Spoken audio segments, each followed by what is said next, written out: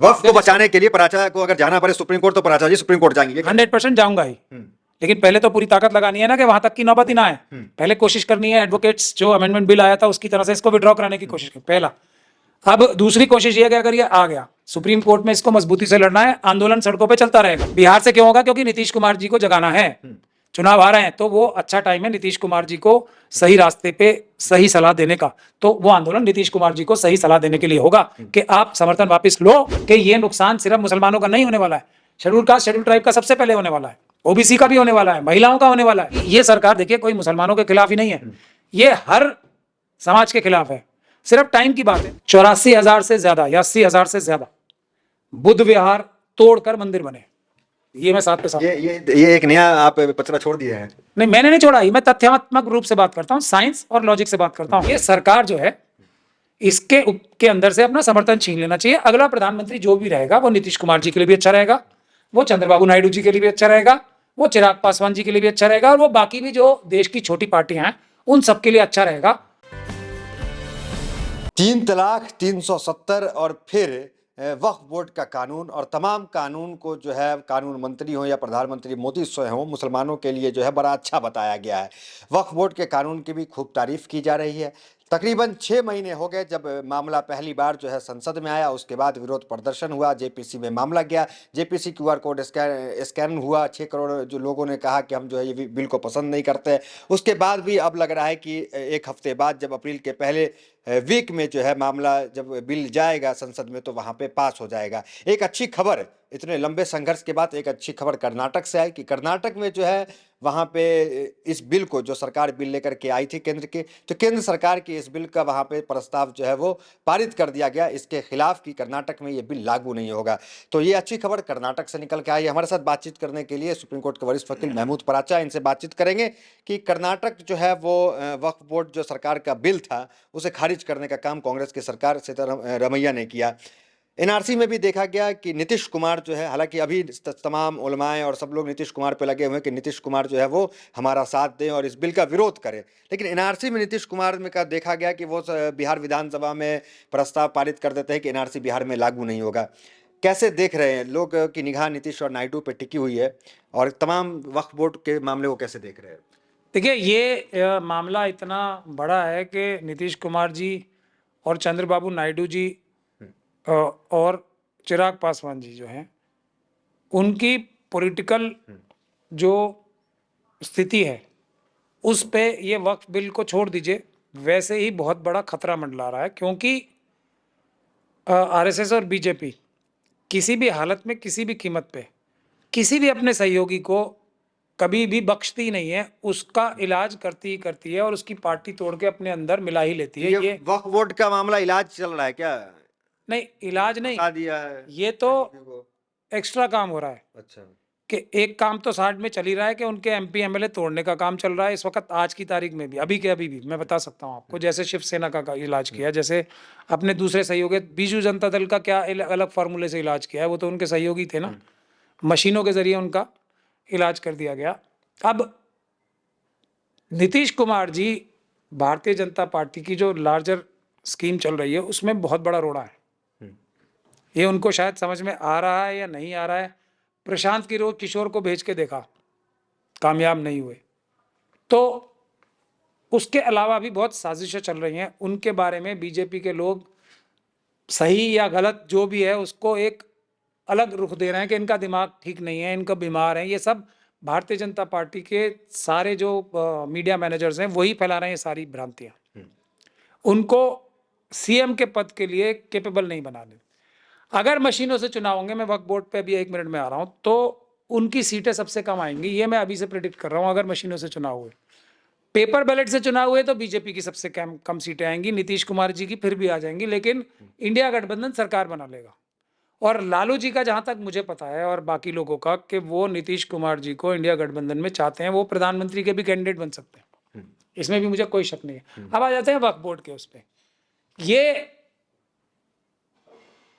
एक उनका जो हितैषी या उनको पसंद करने वाले मुस्लिम कम्युनिटी के लोग थे उनको भी उनसे दूर किया जा रहा है इससे। अब वो उनको बड़ी बात ही समझ में नहीं आ रही तो ये भी कैसे समझ में आएगी। और अगर नहीं आएगी तो खतरा वक्फ बोर्ड पे तो जितना ये वक्फ बिल पे तो है ही, जो मुसलमानों के सामने आ रहा है, उनके ऊपर भी बराबर का खतरा है। तो उन्हें चंद्रबाबू नायडू जी से बात करनी चाहिए, उन्हें चिराग पासवान साहब से बात करनी चाहिए, और ये सरकार जो है के अंदर से अपना समर्थन छीन लेना चाहिए। अगला प्रधानमंत्री जो भी रहेगा वो नीतीश कुमार जी के लिए भी अच्छा रहेगा, वो चंद्रबाबू नायडू जी के लिए भी अच्छा रहेगा, वो चिराग पासवान जी के लिए भी अच्छा रहेगा, और वो बाकी भी जो देश की छोटी पार्टियां हैं उन सब के लिए अच्छा रहेगा। मोदी जी और अमित शाह जी और मोहन भागवत जी से, नड्डा जी से तो कहीं ज्यादा अच्छा रहेगा ही। ये मोटा मोटा ठीक राजनीति है, है, उसको उन्हें नीतीश समझना कुमार के आधा दर्जन से ज्यादा उलमाए और जो मुस्लिम संगठन है उन्होंने नीतीश कुमार के इफ्तार का बाइकआउट कर दिया। हालांकि इफ्तार हुआ, लोग वहां पहुंचे, तादाद कम थी। इसको कैसे देख रहे हैं? और बातचीत का रास्ता क्या बंद हो जाना चाहिए था? नहीं, बातचीत से तो कोई फायदा ही नहीं है, नीतीश कुमार जी से हो या किसी से भी हो। बातचीत से तो मेरे ख्याल से कुछ होता नहीं है, नंबर से होता है। डेमोक्रेसी में देखिए 272 जब तक हमारे पास नहीं है, हम कितनी कोशिश कर लें, ये सिर्फ आवाम को बेवकूफ़ बनाने जैसी बात होगी, कुछ नहीं होगा। या तो एक जन आंदोलन हो सी एनआरसी के जैसा, लेकिन सी एनआरसी का जो आंदोलन था हम लोगों के उसमें पूरी तरीके से इन्वॉल्व थे, तो उसमें हमने मुसलमानों का आंदोलन नहीं था वो हमने schedule caste schedule tribe community से बात करके सब लोगों को एक प्लेटफॉर्म पे लाया। सबको समझ में आई बात हमारे समझाने पे कि ये नुकसान सिर्फ मुसलमानों का नहीं होने वाला है, शेड्यूल कास्ट शेड्यूल ट्राइब का सबसे पहले होने वाला है, ओबीसी का भी होने वाला है, महिलाओं का होने वाला है। तो यही बात अभी समझानी पड़ेगी बाकी लोगों को, जिस काम को हम कर रहे हैं सबको मिलकर के। शेड्यूल कास्ट कम्युनिटी की लैंड्स भी तो छीनेंगे ये इसी फार्मूले से, ट्राइबल की लैंड्स भी छीनेंगे इसी फार्मूले से जो छीन रहे हैं। और बुद्धिस्ट कम्युनिटी के लिए तो ये काम वो पहले ही कर चुके हैं, क्योंकि बोध गया में आप देख रहे हैं कि मेजॉरिटी जो उसकी मैनेजमेंट कमेटी है वो नॉन बुद्धिस्ट कम्युनिटी के लोगों की, हिंदुओं की है। बुद्धिस्ट कम्युनिटी का सबसे ज़्यादा बड़ा इम्पोर्टेंट महत्वपूर्ण जो धार्मिक स्थल है वो बोध गया है। वो किसके कंट्रोल में है? उसका जो वक्फ बोर्ड है, एक तरह से देखा जाए वो हिंदुओं के कब्जे में है। तो वही फॉर्मूला बुद्धिस्ट के साथ हो चुका है। तो हम सब से बात करके, तो ये आंदोलन में बुद्ध तमाम लोग जुड़ेंगे?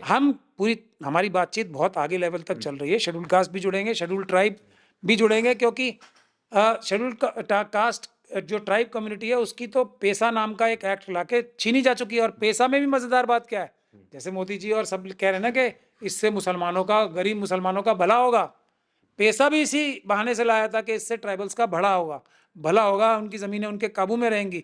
हो उल्टा रहा है।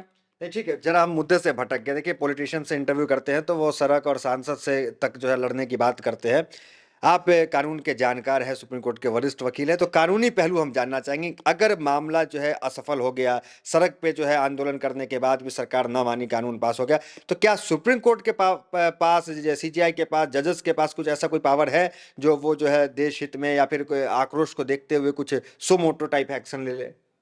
नहीं, देखिए, मैं इस चीज़ के लिए बार बार एक बात बोलता हूँ कि हमारे देश के जजेस जो हैं 2018 से, तो मुझे भी इतना धक्का लगा जब 4 सुप्रीम कोर्ट के जजेस ने प्रेस कॉन्फ्रेंस करके ये बात बोला कि हमारे ऊपर दबाव है। उस दिन से तो हमने इस बात को महसूस किया, और उन्होंने ये भी कहा था कि देश की जनता है, हमारी हिफाजत करे, रक्षा करे हमारी, क्योंकि वही देश की मालिक है। तो सुप्रीम कोर्ट के जजेस से ये उम्मीद करना कि वो इतने दबाव के बावजूद भी, लेकिन दुरुस्त आए, मणिपुर अब जजेस जा रहे हैं, लेट हो गया लेकिन जा तो रहे हैं, तो क्या अब उम्मीद की जा सकती है कि वक्फ के मामले पे भी? देखिए, मैं इस मामले में प्रैक्टिकल आदमी हूँ, मैं किसी के भाषण को, किसी चीज़ को कुछ मानता नहीं हूँ ज़्यादा। सुप्रीम कोर्ट की जो टिप्पणियाँ हैं मैं उनको भी ज़्यादा कोई अहमियत देता नहीं। वो सब एक शुगल है, उसको आप देख के खुश होना चाहते हैं, ताली बजाना चाहते हैं, या पार्लियामेंट में किसी की बहुत ज़बरदस्त स्पीच सुन के ताली बजाना चाहते हैं तो बजा लें, लेकिन मैं उस लाइन का आदमी नहीं हूँ।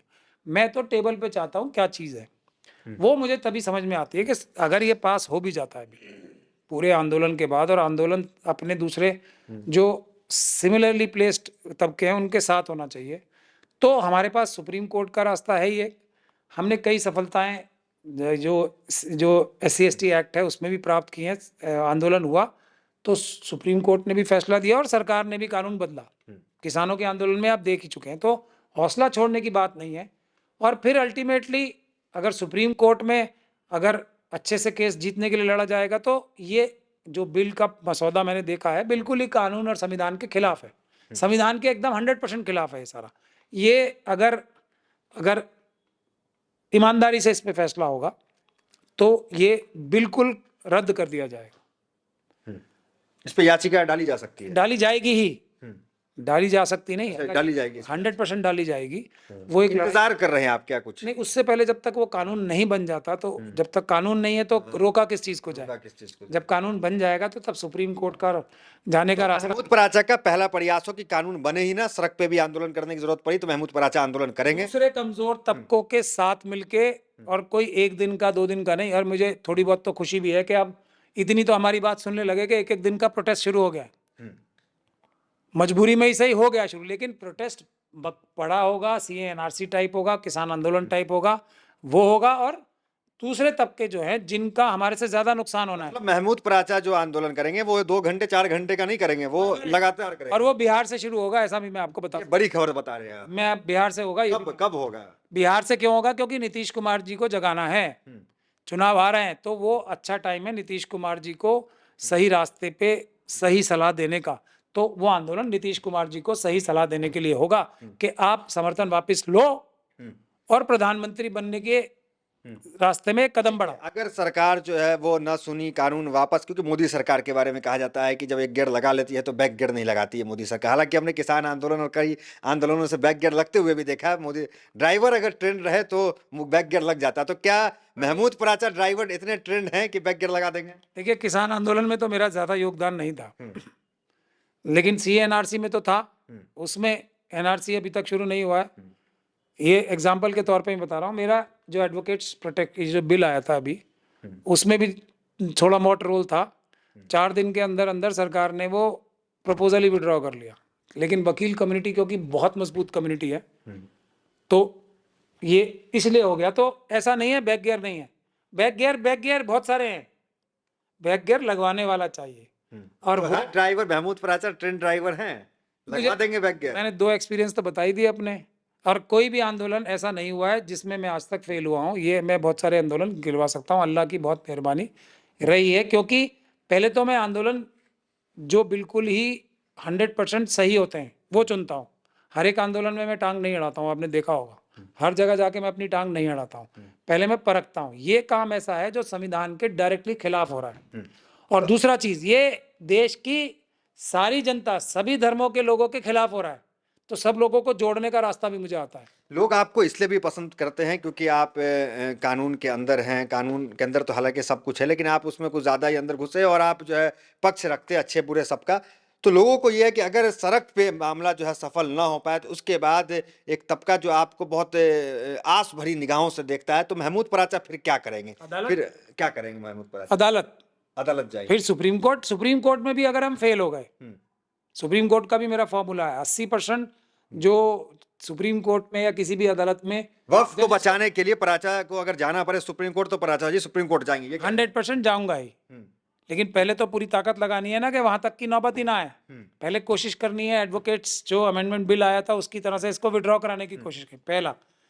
अब दूसरी कोशिश ये है कि अगर ये आ गया सुप्रीम कोर्ट में, इसको मजबूती से लड़ना है। आंदोलन सड़कों पे चलता रहेगा ताकि सुप्रीम कोर्ट के जजेस को भी पता लगे कि भाई इतना जनता जो है नाराज है इस बात से, तो अब जो है जनता नाराज है, संविधान के खिलाफ है, तो जो एक परसुएसिव वैल्यू होती है वो थोड़ी बढ़ती है। तीसरी बात यह कि अगर इसमें भी हम हार जाते हैं तो फिर अच्छी सरकार लाने की चेष्टा में हम लोग जुट जाएंगे। जिस दिन 272 हमारे पास आएंगे तो हम दूसरा कानून ले आएंगे, और उसमें आज तक की या उस टाइम तक की बुराई जितनी भी हुई होगी उसको दुरुस्त करने की भी प्रावधान हम इस कानून में ले आएंगे। तो हौसला नहीं छोड़ना है, लेकिन टाइम देना है, ईमानदार लोगों को ढूंढना है और लोगों के बहकावे में नहीं आना है। हम संविधान के दायरे में रह के काम करते हैं। मेरा हर काम कहने की भी आवश्यकता नहीं है, पीसफुल होता है और संविधान की पूरी तरीके से दायरे में होता है, कानून के दायरे में होता है।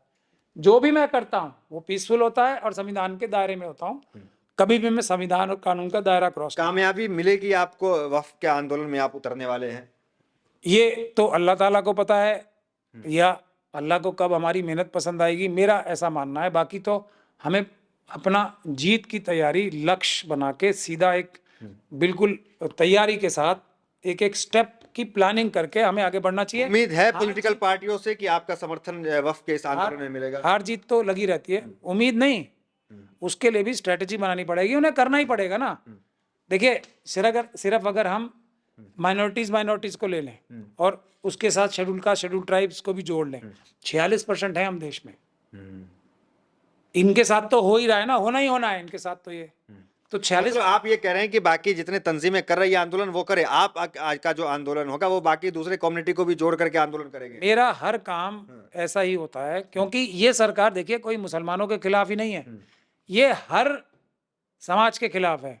सिर्फ टाइम की बात है, आज पहला नंबर हमारा, कल दूसरा पहला नंबर किसी और का। जैसे ट्राइबल का नंबर हमसे पहले आ चुका है, लेकिन उनका नजर नहीं आ रहा है। हमसे पहले नंबर लग चुका है पेसा के जरिए, पेसा एक्ट है, तो हमारा नंबर दूसरा है इसमें। उसके बाद शेड्यूल कास्ट कम्युनिटी का नंबर आ रहा है, सिख और क्रिश्चियन कम्युनिटी का नंबर आ चुका है, बुद्धिस्ट समाज का तो ट्राइबल से भी पहले आ चुका है। उनके 84,000 से ज्यादा मंदिर हैं, बुद्ध विहार है, जिनको तोड़ के मंदिर बनाया गया। तो और मंदिर के ट्रस्ट पे वो चल रहा है। हाँ, अच्छा, इतनी बड़ी बड़ी जगहें हैं, मेरे ख्याल से 84,000 अगर बुद्ध विहार ढूंढे जाएंगे तो वक्फ से ज्यादा जमीन बुद्ध विहार की होगी। तो मंदिर में बुद्ध निकल जाएगा, ये कह रहे हैं आप? है ही। हाँ, ये बात की मेरी और सुन लीजिए, एक मेरा दावा है ये, जो मैं बार बार करता हूँ, किसी ने अभी तक चैलेंज करना है तो आ जाए मेरे सामने। देश में एक भी मस्जिद किसी मंदिर को तोड़ के नहीं बनी है आज तक। एक भी मस्जिद किसी मंदिर को तोड़ के नहीं बनी है ये आज। बाबरी मस्जिद फिर एक कैसे मंदिर वहां पे फिर बन गया है? तो वो भी मंदिर तोड़ के बाबरी मस्जिद नहीं बनी थी, वो तो अब जबरदस्ती का फैसला है, जो अब हो गया फैसला तो मानने के लिए बाध्य हैं, हम इज्जत नहीं करते उस फैसले की। और उस फैसले में भी ये नहीं कहा गया है कि मंदिर तोड़ के मस्जिद बनी है। मैं इसीलिए कह रहा हूँ, औरंगजेब को लेकर इतना कहा जाता है कि वो इतनी मंदिरें टूटा, आप कह रहे हैं मंदिर नहीं टूटा देश में। मेरी बात एक बार तीसरी बार रिपीट कर रहा हूँ, एक भी मस्जिद मंदिर तोड़ के उसकी जगह नहीं बनी है। हालांकि 84,000 से ज्यादा या 80,000 से ज्यादा बुद्ध विहार तोड़कर मंदिर बने, ये मैं साथ के साथ। ये एक नया आप पचड़ा छोड़ दिए हैं। नहीं, मैंने नहीं छोड़ा, ये मैं तथ्यात्मक रूप से बात करता हूँ, साइंस और लॉजिक से बात करता हूँ, और संविधान से। मैं कोई बात ऐसी नहीं कह रहा हूं जो तथ्यात्मक रूप से साबित नहीं हो सकती। अब ये मेरा दावा है, कोई विरोध करना चाहता है तो मेरे सामने आए। ये हमारे दूसरे लोगों के सामने जाके उनसे ये कहलवा लेना कि 56 या 62 मस्जिदें मंदिर तोड़ के बनी हैं, क्योंकि एक अंग्रेज राइटर ने लिख दिया था, ये ओवैसी साहब ने कहा है। मुझसे बात की जाए तो मुझसे बात की जाए, ओवैसी साहब की बात नहीं कह रहा हूं। उन्होंने तो 62 मस्जिदें दे ही दी कि 62 मस्जिदों पे तो कम से कम ओवैसी साहब ने मान लिया, अब वो हमारे सबसे बड़े कायद हैं। अच्छा, तो आरएसएस कह रहे हैं कि 62 सिर्फ मस्जिद ऐसे हैं जो मंदिर तोड़ के बना है। आप कह रहे हैं कि एक भी मस्जिद भी ऐसी नहीं है जो मंदिर तोड़ के उसकी जगह बनी हो, एक मस्जिद भी। अब ओवैसी साहब ने 62 मस्जिदें तो बता दी ना, अब वो कहेंगे तुम्हारे सबसे बड़े नेता कौन है, ओवैसी साहब, आरएसएस वाले कहेंगे ना कि, और वो कह रहे हैं 62 तो दे दो। 62 शहरों में 62 जामा मस्जिद तो हमारी हो गई। अब ये किसको हम कैसे समझाएं देश की जनता को कि ओवैसी साहब तो आरएसएस के मेंबर ही हैं, वो तो उनसे कहलवाया गया है। ये अपने अभी जो उनका एस्टेब्लिशमेंट वो हुआ था ना, जो एक उनका अभी इजलास हुआ था अभी हैदराबाद में, उसमें उन्होंने अपनी सदर की जो तकरीर होती है ना, सदारत की तकरीर, उसमें ये फरमाया है। ठीक है, आली जनाब ने, इज्जत महाब आली जनाब ने। ठीक है। ये हमारे साथ वरिष्ठ वकील महमूद पराचा थे, तमाम सवालों का बड़ी बेबाकी से जवाब दे रहे थे। तो फिलहाल इस वीडियो में इतना ही, मिलते हैं अगले वीडियोस, बने रहे हमारे साथ। बहुत बहुत धन्यवाद।